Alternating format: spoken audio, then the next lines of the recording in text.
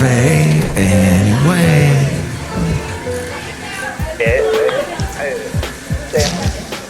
Mike's Daily Podcast. Wow. This is turning into Mike's weekly podcast, not daily. Sorry. It is just, with everything going on, Mike's Daily Podcast. Very difficult to get podcasts done daily.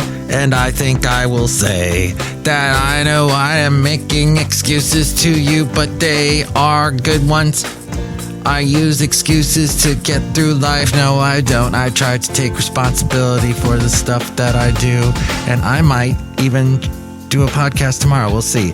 But it's been very... Mike's Daily Podcast. Very, very busy because we're getting ready for some guests, some people actually that are daily not so podcast. Unfamiliar with this podcast. Yeah! The lady that says Mike's Daily Podcast at the very beginning and has the funny laugh. She is going to be visiting. That's my cousin's daughter. She's bringing her boyfriend, and they're not going to be here very long, just a couple nights. But the house has not been thoroughly cleaned in over a decade, so we're in the process. In fact, at Café Anyway, we do have a laundry machine, and it is going full bore right now. We're getting all kinds of sheets washed, comforters and everything else so that they don't sleep on stinky sheets. And that's important in life, isn't it? Not to sleep on... Oh, and lovely lady friend is at TJ Maxx, so who knows what she's getting there. Maybe she's getting some more comforters and pillows, and I don't know, to try and zazz the place up. Hey, I heard from the guy I remember recently. We had on a guest. We hadn't had a guest on Mike's Daily Podcast in a long time. Nick Roth, the filmmaker, the scriptwriter, the actor. He had done a movie called Hanky Panky. No, not like the old 1950s movie with Cary Grant or whoever it was. No, it is a modern day movie with a bunch of young, interesting actors and funny incidents and wacky situations. Here's today's podcast picture. Wow, it's like I actually wrote the ad for the movie just then.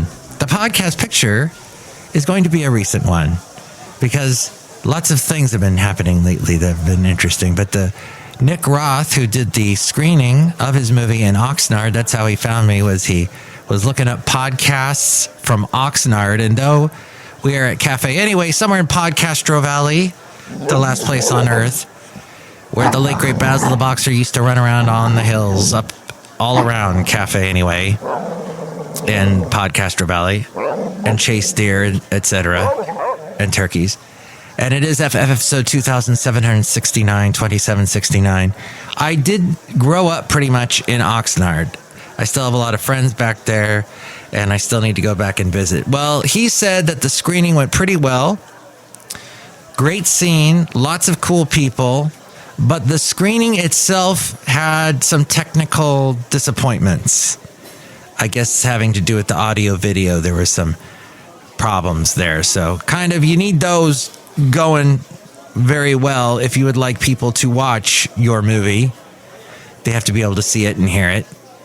So they are going to be doing another screening very soon on the 24th at a very high quality, technically great audio video production presentation theater type place. Really good speakers and a great screen. So that should be on the way. We'll see if you are going to, at some point at your local theater, see Hanky Panky. It's pretty funny. It's very amusing. And it's interesting to talk to someone and go back and listen to that podcast because he talks about some of the ways that you make a movie these days. Because to me, making a podcast is simple. A lot of people think the same way. That's why we have zillions of podcasters. Making a movie, not so easy. It takes a lot of money, takes good equipment, takes good actors, good scenery. Everything has to be thought out. So it's a much riskier proposition. So that's why I find it so fascinating to talk to those type of people. Somewhere along the line, we're going to get more and more into what is it called? Virtual reality. And Microsoft CEO Steve Ballmer once laughed at the first iPhone. He said $500 fully subsidized with a plan.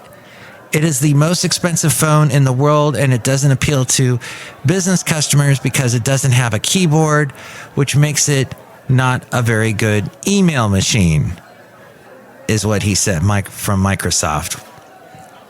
Then Mark Zuckerberg comes along. With Kevin. Was saying about Apple's new wearable technology. In an Instagram reel, he said, I don't just think that Quest is the better value. I think Quest is the better product, period. This is Mike's Podcast Picnic. The head of Meta and Facebook and Instagram. He says, and Threads, which I know so many people that signed up for it, but nobody's following anybody. Nobody's paying any attention to it. When was the last time you heard the news, quote, and famous person so-and-so said on X, well, they always say on X, said on Threads.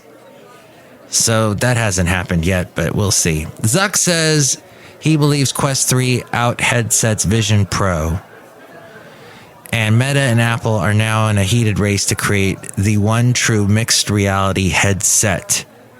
Meta's goggles start at $500 compared to $3,500 for the Apple Vision Pro. 3 to 4 people buy the Vision Pro. That when they do the in-store demo, 3 to 4 people will buy the ones that do the store demo will do the Vision Pro. They just go with it. They're so blown away.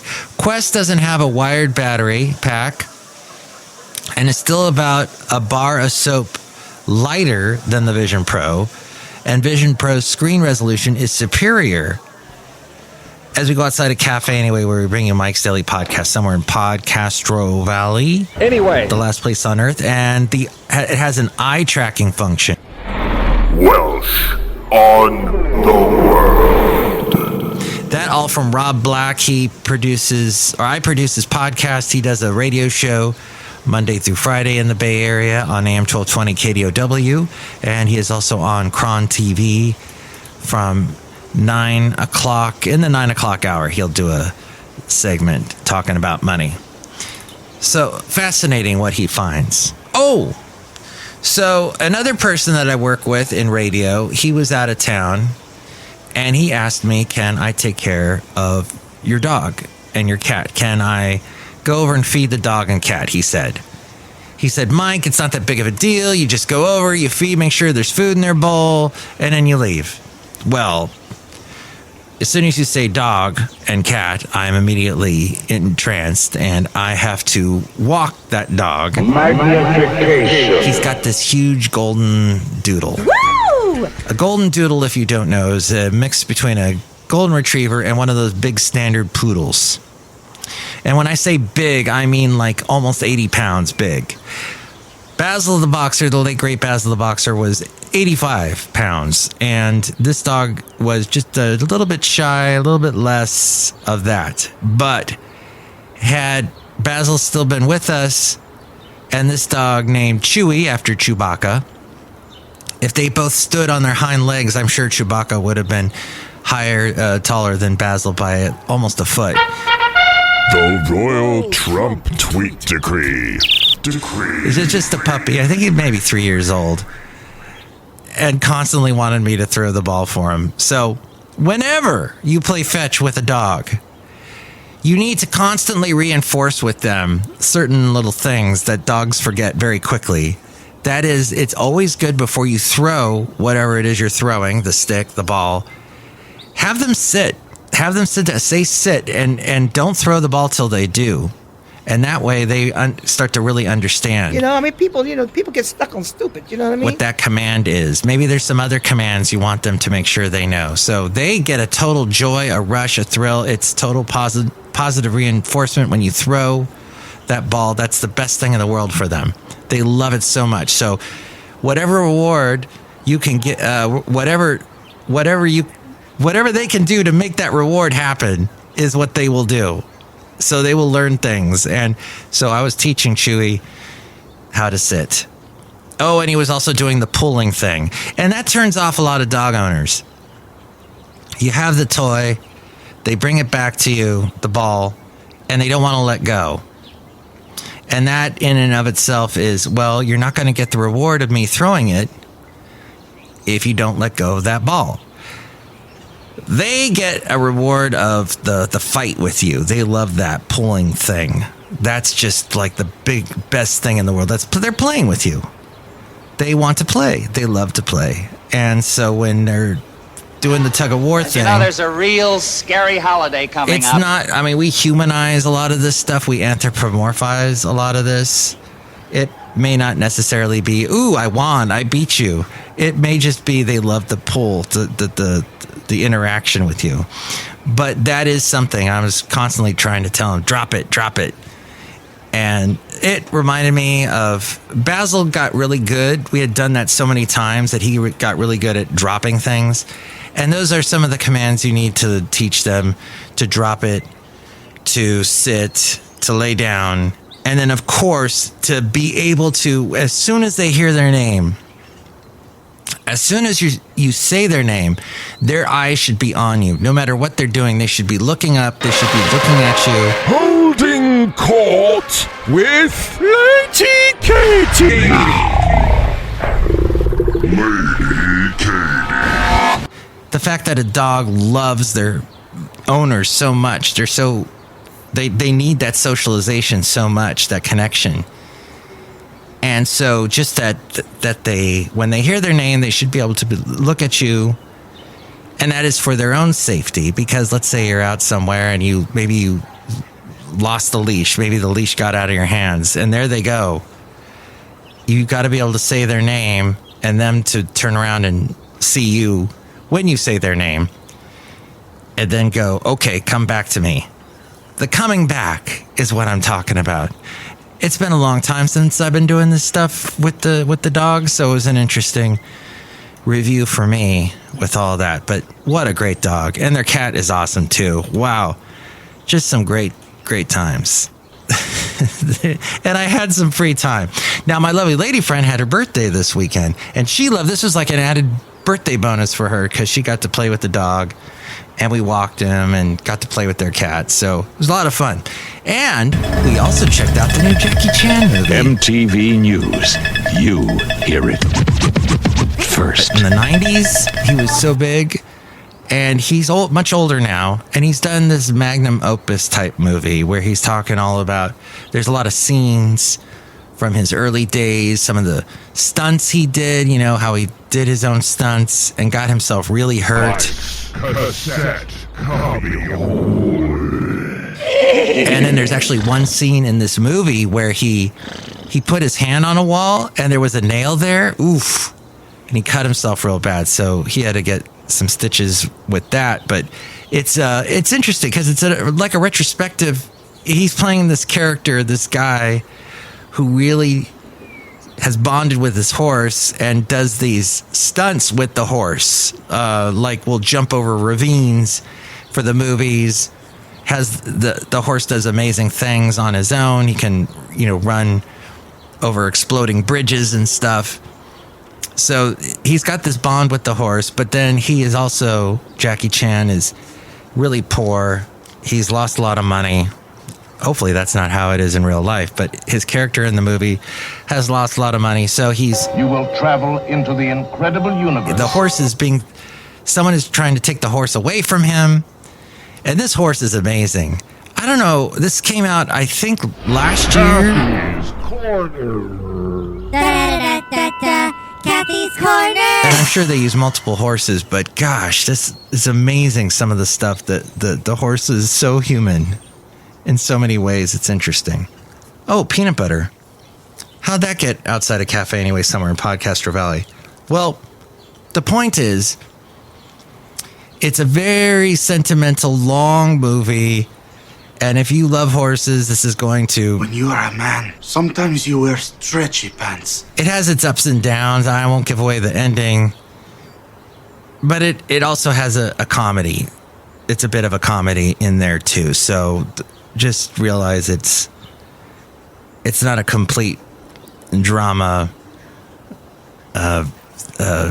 piece. Okay, that's my little movie review. I did not even know this movie existed. We were just looking. Don't you hate that when you go over to someone's house? Let's say, hey, come on over. You can house watch and go ahead and use the TV if you want. And you cannot figure out the TV. And the remote makes no sense whatsoever. Mike is on it, man. Man go where no man has gone before. We love it, Mike. And nowadays they've gotten... It's all consolidated onto this one remote. This show is clean. But it had these things that there was no words Pretty much. on this remote at all. It was like a UFO dropped it off. You figure it out. Mind meld with it. Maybe you'll be able to make it work. And that's what we did. Got through that. I got into it. Fabagoo, things to do. Things to do. Oh, Duncan tracksuits were inspired by their Super Bowl ad with Tom Brady, Matt Damon, Ben Affleck. You probably saw it. There's a lot of people talking about it. The tracksuits sold out in under 20 minutes. The jacket and pants in the brand signature bright pink and orange each cost $60. And speaking of foods that are not good for you, Pop-Tarts. I mean, there's probably something good about it, but overall, you should not be making that. Bands mutations. Maybe once a week, but really, maybe a good smoothie would be better for you. If you like strawberries already, like the strawberry Pop-Tart, get actual strawberries and blend them up. Throw an avocado in there, makes it nice and smooth, and of course, add a banana. I went total Donald Trump just then. And you gotta add a banana. It makes it really smooth. And you add also some avocado. That wasn't Trump at all. But William Bill Post has died at the age of 96. And if no one remembered, that was the guy who invented Pop-Tarts. He came up with the tasty treat after executives asked him to figure out a toastier, friendlier breakfast. Everybody had toasters.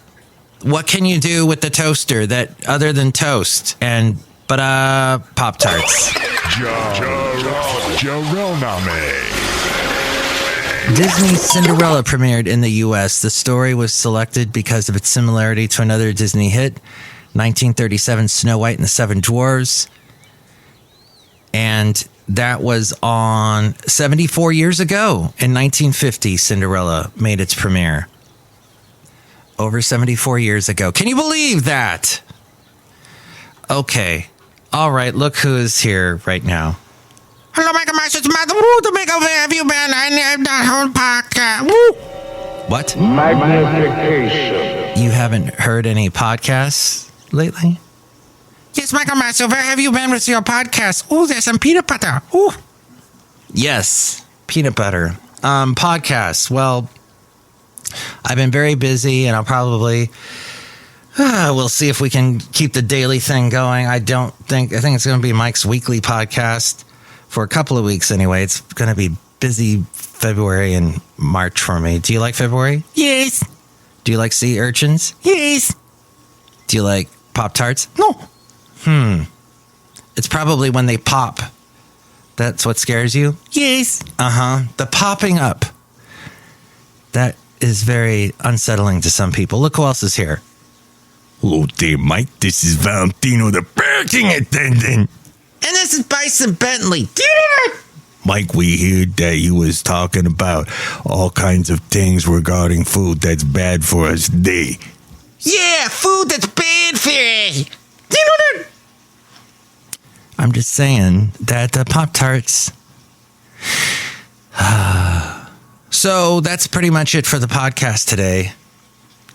I got to go back to cleaning up the house and putting stuff away and going, oh my gosh, how is it that a windowsill can collect so many ridiculous things? It's just a magnet for, well, I don't know. This is interesting. I like it outside in the open that I can look at it and see it all the time. I will set it here. And you get enough of those, then you don't have a windowsill anymore. I'm just saying, okay, are the sheets almost clean? I don't know. Maybe you can clarify how to keep a place clean. Here's the number. Call Mike at the Café Anyway hotline. Area code 510-228-4640. And with more ways to reach me and to tell me interesting things that we can pass along to the folks that listen to Mike's Daily Podcast, it's A-Frame. Mike's Daily Podcast is written and produced and performed by Mike Matthews. His podcast is super easy to find. Download or listen to his show and read his blog at MikesDailyPodcast.com. Email Mike now at MikesDailyPodcast@gmail.com. See you tomorrow. Bye!